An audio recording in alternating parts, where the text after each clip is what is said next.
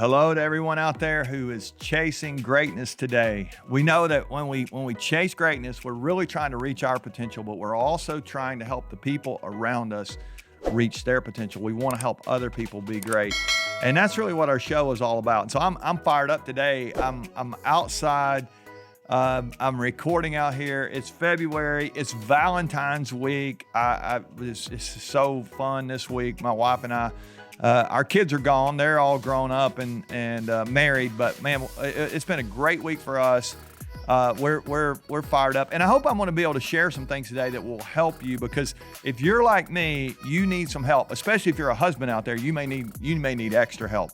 So, I was having a conversation with my wife just this morning, and she said something, and I heard something else. It was crazy. I'm like, she literally told me something, and I just assumed she meant something different. And the next thing you know, we're having a conversation about that, and I'm just going, man, how confusing it is when we think somebody's saying one thing and they're really saying something else, or they're meaning something else.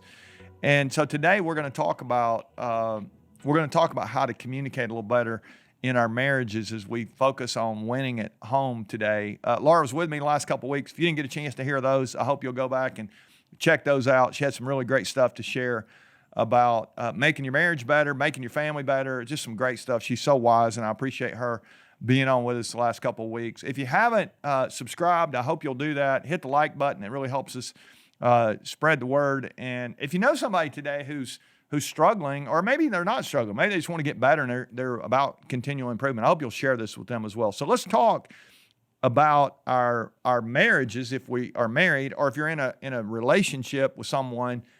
This is important. Or even if you just think about some of these concepts from just your interpersonal relationships that you have.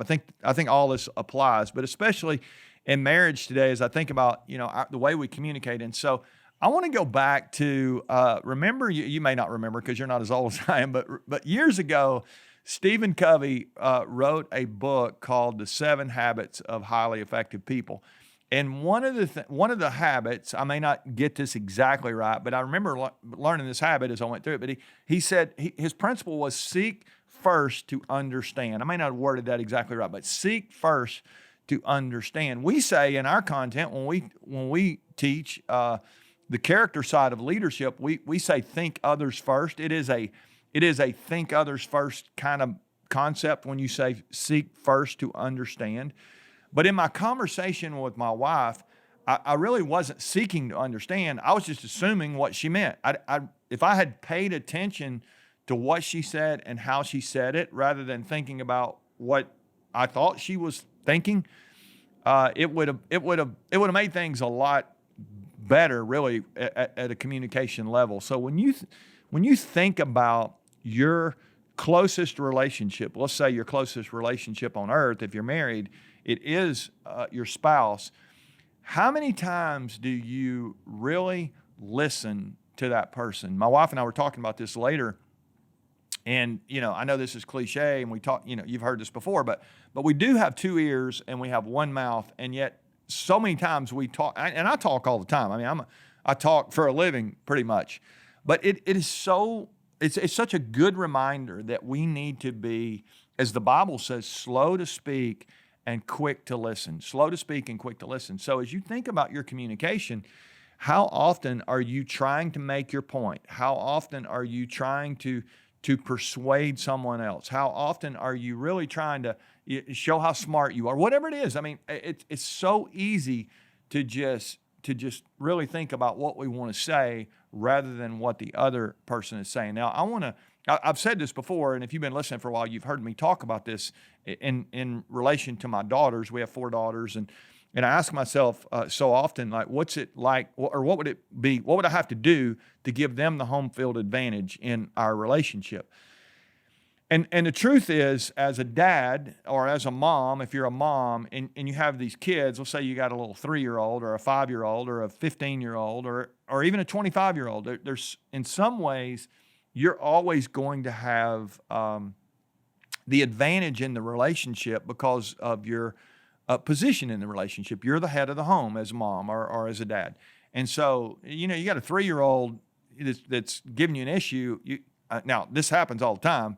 Parents forget who's in charge. Somebody's going to be in charge, and the 3-year-old is going to push you and make you decide you're either going to be in charge or they're going to be in charge. And if you let them be in charge at 2, 3, 4, they'll be in charge forever. So you got to come to a point where you make a decision like, I'm going to be in charge. I mean, I understand.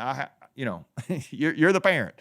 Okay, that's important. But when you begin to take your power as a parent and you transfer it to the other side of the table, you ask yourself, what's it like to be parented by me? Because if you're in control, if you're not careful, or if you're in charge, I'll use that word, so many times you will end up being in control. You think you will. You'll be trying to control the situation. And when you try to control a kid, or any relationship for that matter, it is going to always go south. Think about this. If you had one person you're in a relationship with and that person was trying to control you, would there ever be a time where it would motivate you to want to do what this person's asking you to do? And yet I see parents all the time try to control a kid, and then the next thing you know, the kid's out of control. And the same thing's true in a marriage. When you're controlling or domineering in a relationship, it puts so much stress, so much strain. So if you want to win at home, I think one of the things you can do is give up your control. We said Monday that we want to lead with love. We want to love first. I say that, but we want to live last in our closest relationships. We want to be servants in those relationships. We want to position the other person to win, and when we do that, it's crazy how it helps us win. Now, again, don't let that be your motive. I mean, I know we all want to win. That's what the podcast is about. But honestly, when we help other people win, if we do that with the right motive, we always win, which is really pretty amazing when you think about it. If we do it with the wrong motive, we won't win. They will see through that, and they will know that we're trying to win. And so, that's passive aggressive. And I'm not a psychologist, but I do understand that there's a lot of people that think, oh, I'll help you win so I can get what I want. Well, that's not really what this is about. So we want to make sure that we are giving that person the home field advantage. Now, when I use that terminology, I think about baseball. I got a son-in-law who's a baseball player, and he's big into baseball, loves it. Braves won the World Series. I'm fired up. Almost time for spring training. It's almost baseball season. So when we talk home field advantage, that's the place where this really comes in. What it means is that the home team gets to bat last. They know what they need to push it over the finish line at the end of the game. The bottom of the ninth inning, you've heard that language whether you're a baseball fan or not. And so also they have all the fans in the stadium. Usually a home game, you got all in professional sports.